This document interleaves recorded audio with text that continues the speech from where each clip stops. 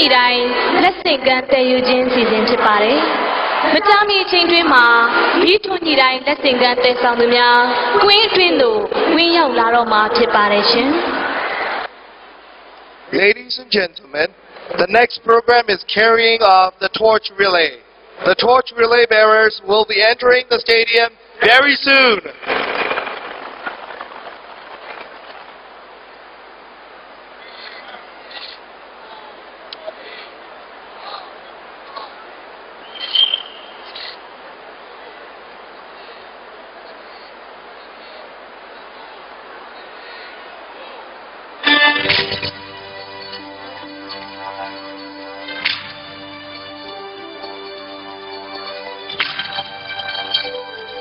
Presentation. ဒီထွန်းညီတိုင်းကိုကွင်းတွင်သို့ပထမဦးစွာလက်ဆင့်ကမ်းတည်ဆောင်လာသူကတော့ဦးတန်းနိုင်ငံတကာပြည်သူ့ရေးအားစာတင်ပွဲမှာရွှေတိတ်စိတ်6စုရရှိတဲ့ကိုကွင်းတွင်ကိုစတင်ပြီးတော့တည်ဆောင်လာပြီဖြစ်ပါတယ်။ပထမဦးဆုံးကွင်းတွင်မှာဒီရှုတိုင်းကိုလက်ဆင့်ကမ်းပြီးတော့တွေ့မြင်နေရတာကတော့ဒေါ်ဂျနီဖာတင်လေးပဲဖြစ်ပါတယ်။ဒေါ်ဂျနီဖာတင်လေးဖြစ်ပါတယ်။ဒေါ်ဂျနီဖာတင်လေးဟာနိုင်ငံတကာပြည်ခုံပြည်အားကစားပြိုင်ပွဲများမှာနိုင်ငံကုံဆောင်နေပြီးစုစုပေါင်းနိုင်ငံအတွက်ရွှေစိတ်စု15စုရယူပေးနိုင်ခဲ့တဲ့အားကစားမယ်ကြီးပဲဖြစ်ပါတယ်ဗျာ။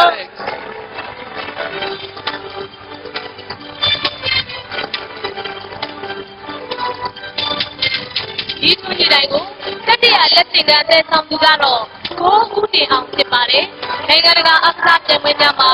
ရွှေတိတ်စိတ်19စုရရှိခဲ့တဲ့အားကစားသမားပဲဖြစ်ပါတယ်ရှင်။ခုတည်ဆောင်လာတဲ့အားကစားသမားကတော့ဓမ္မလက်ရေးစဉ်ဘိုးသမားဟောင်းဦးတင်အောင်ဖြစ်ပါတယ်။ဦးတင်အောင်ဟာဓမ္မလက်ရေးစဉ်ဘိုးသမားဖြစ်နိုင်ငံတော်အတွက်ရွှေတိတ်စိတ်စုစုပေါင်း18စုတိရယူပေးထားနိုင်တဲ့အားကစားသမားဖြစ်တယ်ညာ။အခုဆက်လက်ပြီးဒီထွန်းညီတိုင်းသတို့တာလက်ဆင့်ကမ်းတဲ့ဆောင်သူကတော့ဒေါ်တန်းတန်းဖြစ်ပါတယ်။နိုင်ငံတကာပြည်ခုံပြည်အားကစားပြိုင်ပွဲမှာရွှေတိတ်စိတ်19စုရရှိခဲ့တဲ့အားကစားသမားပဲဖြစ်ပါတယ်ရှင်။ခုမြင်တွေ့နေရတာကတော့ပြည်ခုံပြည်အားကစားသမားဟောင်းဒေါ်တန်းတန်းဖြစ်ပြီးတော့ဒေါ်တန်းတန်းဟာနိုင်ငံအတွက်ရွှေတိတ်စိတ်စုစုပေါင်း19ခုထိရယူပေးနိုင်ခဲ့တဲ့အားကစားမယ်ပဲဖြစ်ပါတယ်။ဒီထွန်းညီတိုင်းကိုကျေးဇူးမလက်ဆင့်ကမ်းတည်ဆောင်လာသူကတော့ဒေါ်ခင်ခင်ထွေးဖြစ်ပါတယ်။နိုင်ငံတကာပြည်ခုံပြည်အားကစားပြိုင်ပွဲများမှာရွှေတိတ်စိတ်28စုရရှိခဲ့တဲ့အားကစားသမားပဲဖြစ်ပါတယ်ရှင်။ခုမြင်တွေ့နေရတော့ပြည်ခုံပြည်အားကစားသမားဟောင်းဒေါ်ခင်ခင်ထွေးဖြစ်ပြီးတော့နိုင်ငံအတွက်စုစုပေါင်းနိုင်ငံတကာပြိုင်ပွဲတွေကနေရွှေတိတ်စိတ်28ခုထိရယူပေးနိုင်ခဲ့တဲ့အားကစားမယ်ပဲဖြစ်ပါတယ်။ဆက်လက်ပြီးဒီထွန်းညီတိုင်းသတ္တမလက်ဆင့်ကမ်းတည်ဆောင်သူကတော့ဦးမြင့်အောင်ဖြစ်ပါတယ်။နိုင်ငံတကာကျွမ်းပါအားကစားပြိုင်ပွဲမှာရွှေတိတ်စိတ်6စုရရှိခဲ့တဲ့အားကစားသမားဖြစ်ပါတယ်ရှင်။ခုမြင်တွေ့နေရတာကတော့ကျွမ်းပါအားကစားပြိုင်ပွဲတွေကနေနိုင်ငံအတွက်ရွှေတိတ်6ခုရယူပေးနိုင်ခဲ့တဲ့ကျွမ်းပါအားကစားသမားဟောင်းဦးမြင့်အောင်ဖြစ်ပါတယ်။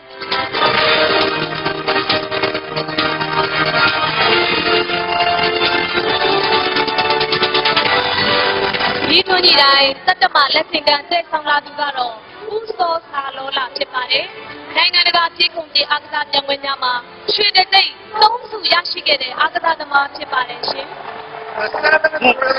တည်ဆောင်လာတဲ့အားကစားသမားကတော့နိုင်ငံတကာပြည်ခုံပြည်အားကစားပြိုင်ပွဲတွေကနေနိုင်ငံအတွက်ရွှေတိတ်စိတ်3စုရယူပေးနိုင်ခဲ့တဲ့ပြည်ခုံပြည်အားကစားသမားဦးစောစာလောလာဖြစ်ပါတယ်။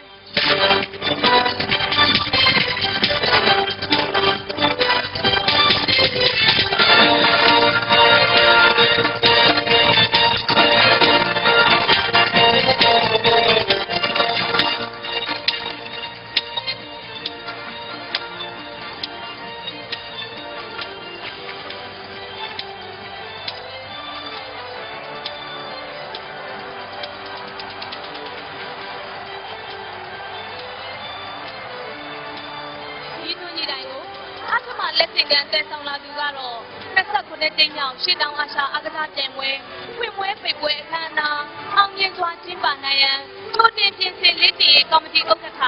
ရင်းနှီးမှုဝန်ကြီးဌာနပြည်ထောင်စုဝန်ကြီးဦးအေးမြင့်သူဖြစ်ပါတယ်ရှင်။ ခုနောက်ဆုံးဒီရှူတိုင်းကိုလက်ဆင့်ကမ်းတယ်လို့ကတော့ဝယ်ပွဲပိတ်ပွဲခန်းနာအောင်မြင်စွာကျင်းပနိုင်ရန်ကြိုတင်ပြင်ဆင်လေးရှိရေးကော်မတီဥက္ကဋ္ဌဒေကျေးမှုဝန်ကြီးဌာနပြည်တော်စုဝန်ကြီးဦးအေးမြင့်သူပဲဖြစ်ပါတယ်ခင်ဗျာ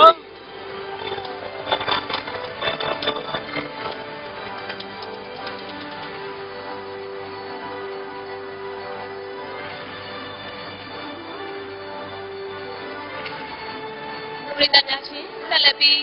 များဖြည့်အားကစားသမားမောင်ဝေလင်းတို့ဟာပေမမီရှူတိုင်းကိုများဖြည့်ပြည့်၍မီးထွန်းညီမှာဖြစ်ပါလိမ့်ရှင် Ladies and ခု gentlemen, ဆိုရင်တော့မြမများပစ်အားကစားသမားမောင်ဝေလင်းထွန်းကပင်မမီရှူတိုင်းစီကိုများဖြည့်တိတ်ခတ်ပြီးတော့ထွန်းကြီးတော့မှာဖြစ်တယ်များ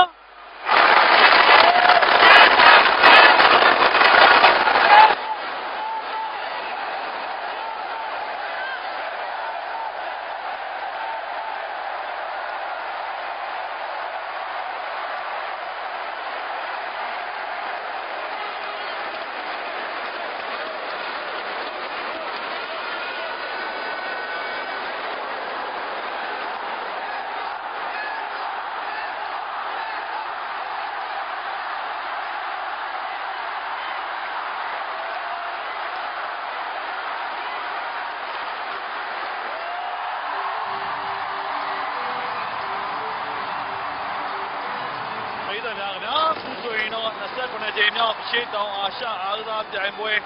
ကျင်းပတဲ့ဝနသိတိကွင်းကပင်မမီးရှူတိုင်းမှာညာနဲ့ပြစ်ခတ်ပြီးတော့မီးထွန်းကြီးလိုက်ပြီးပဲဖြစ်ပါတယ်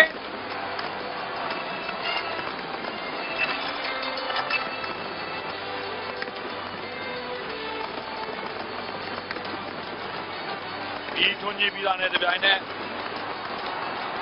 နောက်တစ်ကြိမ်နာသိတိအားကစားကွင်းရဲ့ကောင်းငင်ရံမှာမီးရှူပြီးပန်းများပြစ်ပေါက်ပုံပြူတာကိုလည်းတွေ့ရတယ်ဗျာ